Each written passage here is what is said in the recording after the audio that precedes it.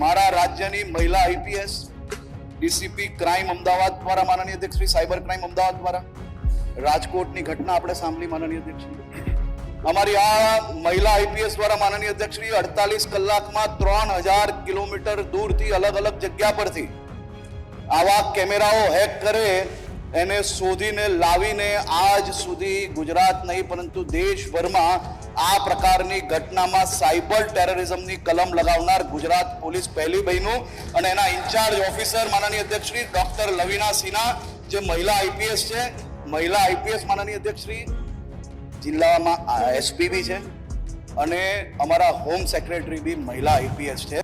તમે જોયું કે રાજ્યના વિધાનસભા ગૃહમાં ગૃહ રાજ્યમંત્રી હર્ષ સંઘવી રાજ્યની મહિલા આઈપીએસના વખાણ કરી રહ્યા છે.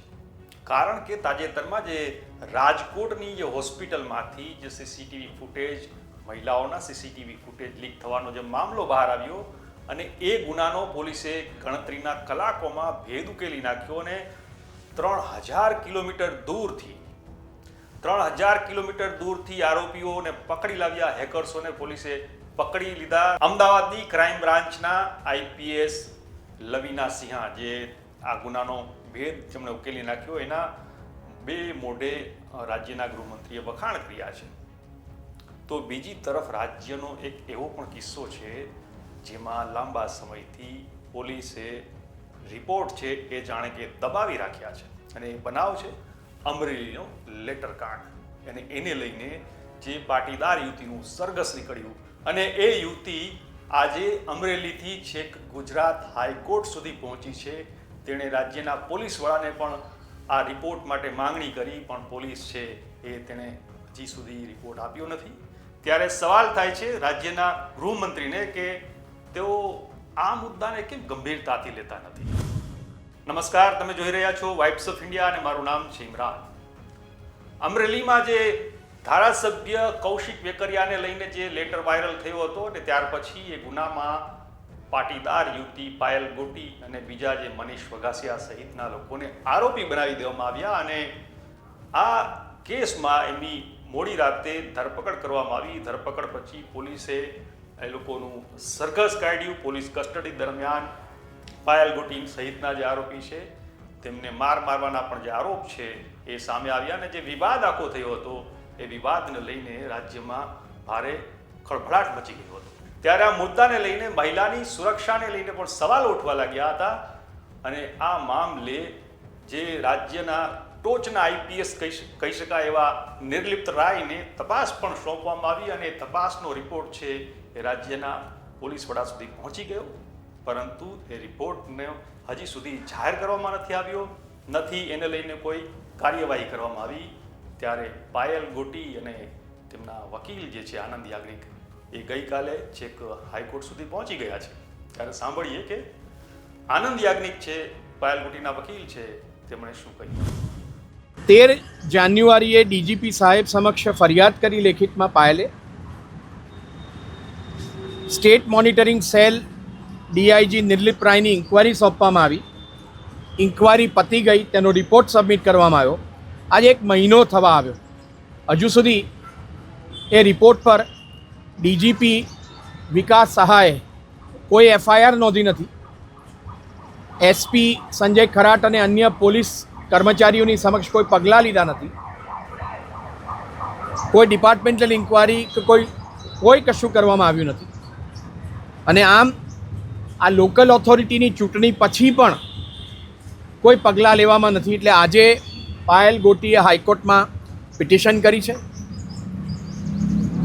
સ્ટેટ મોનિટરિંગ સેલનો રિપોર્ટ માંગ્યો છે. એફઆઈઆર તત્કાલ ધોરણે રજીસ્ટર થાય અને એસપી સંજય ખરાટ અને અન્ય પોલીસ કર્મીઓની સામે સખતમાં સખત ડિપાર્ટમેન્ટલ એક્શન થાય અને એફઆઈઆર ફાટ્યા પછી તે લોકોની ધરપકડ થાય અને એમની સામે કાયદાસર સર્વે પગલાં લેવામાં આવે તેની માંગ કરતી પિટિશન કરવામાં આવી છે. તો એક બાજુ ગૃહ રાજ્યમંત્રી હર્ષ સંઘવી જે રાજ્યની મહિલા આઈપીએસોના વખાણ કરી રહ્યા છે અને ગૃહમાં એમની જે કામગીરી છે એમને બિરદાવી રહ્યા છે.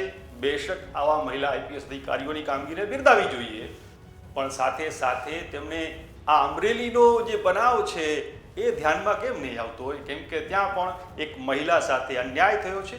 એક મહિલા છે, એક યુવતી છે, એ ન્યાયની માંગણી કરી રહી છે. એને ન્યાયની માંગણી એની પૂરી નથી કરવામાં આવી રહી. રાજ્યના પોલીસ વડા સુધી પણ તેણે અગાઉ રજૂઆત કરી હતી કે એની સાથે જે કંઈ પણ થયું છે એની ફરિયાદ નોંધવામાં આવે, જવાબદારો સામે પગલાં લેવામાં આવે. તો એ પગલાં કેમ લેવામાં આવતા નથી? અને એની જે તપાસનો રિપોર્ટ છે એ જાહેર કરવામાં કેમ નથી આવતો? શા માટે એક યુવતીએ અમરેલીનો જે બનાવ છે એના માટે રાજ્યના પોલીસ વડા તરફથી કોઈ જવાબ, કોઈ જ કાર્યવાહી ન થઈ, રાજ્યના ગૃહ વિભાગ તરફથી કોઈ કાર્યવાહી ન થઈ, ત્યારે છેક હાઈકોર્ટના દરવાજા ખખડાવવા પડ્યા છે? એ સાંભળીએ પાયલ ગોટીના અવાજની જે વેદના છે એને પણ સાંભળીએ કે તેણે ગઈકાલે શું કહ્યું હતું. તપાસ ચાલી રહી હતી, એમાં રિપોર્ટ અમે માંગ્યો હતો પણ રિપોર્ટ હજુ સુધી આપ્યો નથી. એના માટે અમારે મજબૂર થવું પડ્યું છે પિટિશન કરવામાં. તો આ રીતે રાજકોટની હોસ્પિટલની જે ચર્ચાસ્પદ ઘટના છે, સાયબર ક્રાઇમની જે ઘટના છે, એ બનાવમાં તો પોલીસે 48 કલાકમાં જ ફેસલો લાવી દીધો અને સાયબર ટેરરિઝમ હેઠળની કલમ નોંધીને એક જશ લેવાનો પ્રયાસ થઈ રહ્યો અને એ ગુનાનો ભેદ ચપટીમાં ઉકેલી નાખ્યો એમ કહીએ તો પણ ખોટું નથી. બેશક એ પોલીસની જે કામગીરી છે એ વખાણવા લાયક છે, પણ આ જે અમરેલીનો જે બનાવ છે એમાં કેમ પોલીસ સુસ્ત બની રહી છે? અને કહેવાતો જે નકલી લેટર છે, એ કાંડ છે, એનો FSL રિપોર્ટમાં હજી જાહેર કરવામાં આવી રહ્યો નથી.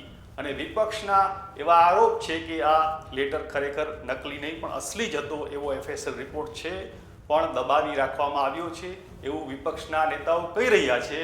પણ સત્તા પક્ષ તરફથી એનો કોઈ ખુલાસો કરવામાં નથી આવ્યો.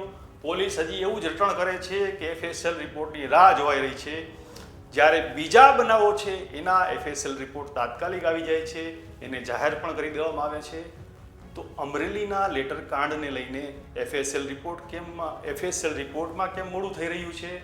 પાયલ ગોટીની જે ફરિયાદ છે એમાં જે તપાસ કરી છે IPS અધિકારી નિર્લિપ્ત રાયે, અને તેમણે રાજ્યના પોલીસ વડાને જે તપાસનો અહેવાલ સુપ્રત કરી દીધો છે, એ અહેવાલ છે એની જાણ ખુદ ફરિયાદીને કે એમના વકીલને કેમ કરવામાં નથી આવતી? એ સવાલ ઉઠે છે. અને સાથે સવાલ એ પણ ઉઠે છે કે આ જે સમગ્ર વિવાદ હતો પાયલ સાથેનો, એના જવાબદારો સામે કેમ કાર્યવાહી કરવામાં નથી આવતી? અને પાયલ ગોટીએ આખરે હાઈકોર્ટ સુધી કેમ જવું પડ્યું? એ મુદ્દો છે, એ પગલું જે પાયલ ગોટીએ ભરવું પડ્યું છે છેક હાઈકોર્ટ સુધી જવાનું, એ ખરેખર રાજ્યના પોલીસ તંત્ર માટે, રાજ્યના ગૃહ વિભાગ માટે ખરેખર શરમજનક બાબત છે. અને આને લઈને તમારું શું કહેવું છે? શું પાયલ ગોટી સાથે અન્યાય થઈ રહ્યો છે? પાયલ ગોટીએ શા માટે છેક હાઈકોર્ટ સુધી જવું પડ્યું છે? અને એની તપાસ પૂરી થઈ ગઈ છે છતાં પણ એને રિપોર્ટ કેમ નથી આપવામાં આવતો? એના જે આક્ષેપો છે એને લઈને કેમ કાર્યવાહી કરવામાં નથી આવતી? તમારું શું કહેવું છે આના વિશે? અમને કોમેન્ટ કરીને ચોક્કસથી જણાવજો. આપણે મળતા રહીશું વાઇબ્સ ઓફ ઇન્ડિયા પર.